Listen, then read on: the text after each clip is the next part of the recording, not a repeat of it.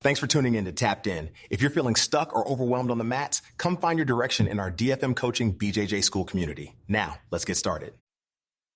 Welcome to Tapped In. My name is David Figueroa-Martinez of DFM Coaching, and today we're going to be discussing the turtle position, sometimes referred to as turtle guard. And while it's not really a guard, guards require your legs to be between you and your opponent. You can make this position offensive enough that it feels like a guard. It does not suit well or translate well to MMA and self-defense.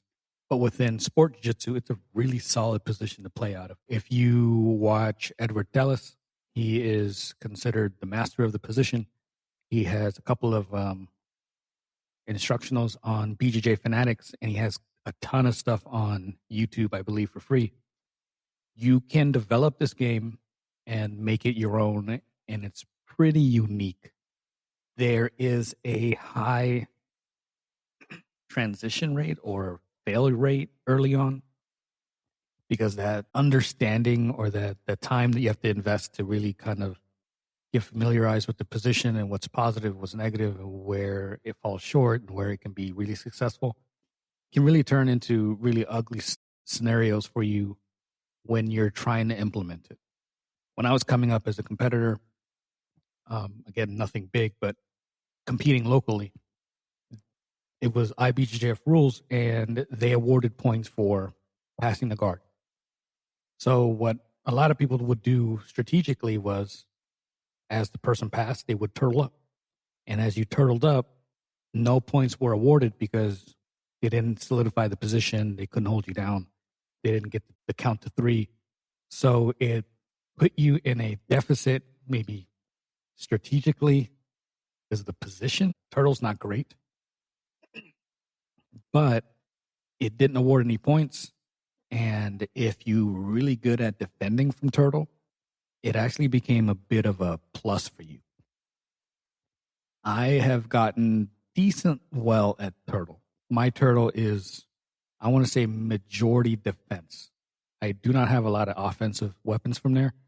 I have a few, I know of a few, but it's not to the level of Eduard Telles or even Marco, who works the front desk and teaches a bunch of classes for us. That gentleman has a very offensive turtle.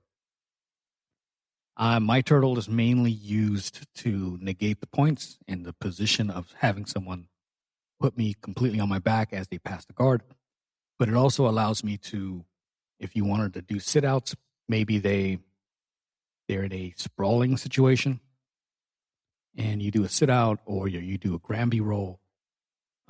I personally like to reach for the lower leg and like drag them into a guard of some sort, usually half. And it allows me to play a more like defensive measure in that sense. You don't get your points. You don't get a great position over me, but I'm able to drag you into a guard that I like playing. In my case, bottom half. There are people out there like Marco, for example, who have a very offensive guard when it comes from that. And again, I use guard as just nomenclature because that's what Eduard Telles calls it. When I spar Marco and he gets to that position, he'll get there intentionally. Like you're passing again, and he'll get to that position. And then you feel comfortable enough, or you think instinctually, I have to control the hips, the wrap the lower back, and then start wedging my hand on the far hip so I can pull him towards me, or you get seatbelt grip. There's things that you try to do from that position that Marco doesn't let you do. He starts bringing his arm towards your tricep, and then he'll start to Kimura or threaten the Kimura, and depending on how you respond, and he responds, and sometimes if you pull back, then he goes to his butt, and now you're playing guard. If you don't pull back in time, or if he's latched on, he's going to roll you and then start trying to submit you with that Kimura armbar variation. He is so good at that position that I don't like playing against the turtle. I don't like spending time there. I don't like when he goes there. I almost want to reset the entire round and let him just up. Because if I play anything offensive from his turtle, and there's a few things that I like to do, but they're not oddly successful, he again will start to create attacks off of it. So when you go in for seatbelt, when you go in to control the hip, when you go in to try to leverage the far hip, he's just a step above you or ahead of you. And then he starts to threaten those arms. And he's almost like lava. I don't want to touch anything about him. I don't want to touch his guard. I don't want to pull him a certain way. I don't want to commit to too much to anything because he changes everything into his favor. That's one of the blessings of a solid hurdle, quote unquote, guard. If your knees are wide and you keep everything tucked in, like some people will connect their elbows and knees. I tend to connect my elbows to the inside of my thighs because I'm trying to negate the space at my rib cage because I don't want anyone to throw a foot in there, get seatbelt grips, start crowbarring like maybe the inside of my thigh. I don't want anything that will disturb my base. So I play a much tighter game, but my knees are wide. And I keep my knees wide because I don't want them to disrupt the base. If your knees are a lot closer, it's a little easier or a lot easier in some instances of pulling you left or right, sideways. The way turtle is built, you are susceptible to be pulled at angles. So if they pull you towards your hip diagonally, because the way your knees and feet are, you can get pulled onto your hip, and you do risk people maybe using that to throw a hook in or using that to throw in the seatbelt grip. So there are some concerns in that set. Again, you can use this position strictly in a defensive capability. I have a student who loves to use this as a home base, and if I remember correctly, she likes to get a single leg and then kind of work her way up, bulldoze you over, get top position, and then start to work from there. Marco likes to use the Kimura grip and getting a nice bite behind your elbow, tricep area.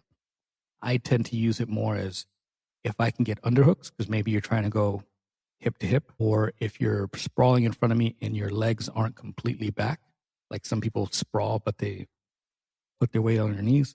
If I can reach your lower leg, I'm dragging you and replacing half guard. Things that you kind of have to worry about are if there's too much of a space within your rib cage area, people like me will throw in a foot, we'll throw the heel in and then dig our way into getting a hook and then start attacking off of that.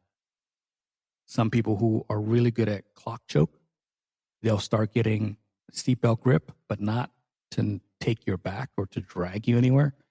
They'll start to set up this choke from there and then finish it with the clock choke or a variation of helicopter choke, stuff like that, because you're so stationary. So you have to really, if you're going to play the position, understand that when you start, it's going to look bad.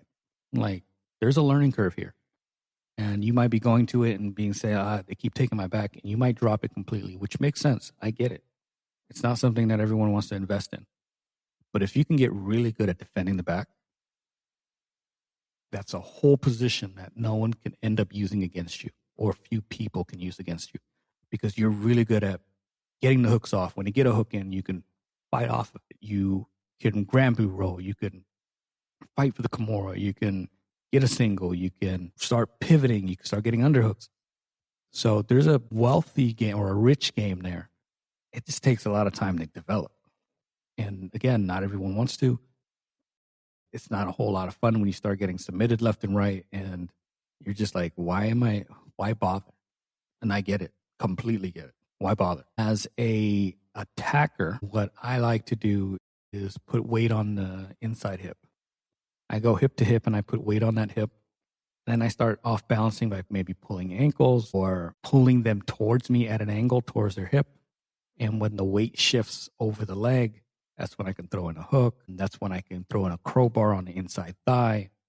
I can start messing around with their arms for like seatbelt grip. And another one that I personally love doing, instead of going hip to hip, I go a little higher so it looks like I'm giving up my leg. And when they reach over and grab my leg, I reach and get a Kimura grip on the arm that's closest to my head. So I'm on their upper back, and our bodies are almost forming like a T or maybe an X sometimes. And what I'm waiting for is for them to put weight on the far side arm, the one that I'm about to Kimura grip, so that they can reach over and grab my leg and hope to get a single. When they do that, I get the Kimura grip on the arm closest to my head, and then I fall onto my back. If they still have the single, I pry that off. I allow them to start to getting up. I take the back or I attack the arm. That is by far my favorite way to attack turtle. Not everyone attacks it that way, but it's hugely beneficial for me because I'm a Kimura guy anyway. I utilize Kimura every chance I get when I'm trying to play my A game. But if you're playing from turtle, really the number one objective is just to solidify the position. Don't get off balance. Be patient, and you do not want to rush the position. And then start opening up things where you can. If you can just disengage, that's probably one of the best outcomes. If you're not great at submitting and sweeping from there, one of the best things is just be so annoying that when they have you in turtle, they sort of just let up. And the minute they let up, you go to your back or you stand up or you start playing a guard. Whichever, your call. But don't rush. It's not a position that you want to find yourself in and be in a rush with, because you're going to give up some kind of a limb and it turns really ugly really quickly. This is going to be a short one. I'm hoping that it helps. If you have any questions on this position or you feel like maybe I missed something, please let me know. DFM.2099 on Instagram and Threads. We also have a free community for school. The link is in the bio or the show notes. Until next time, thank you so much.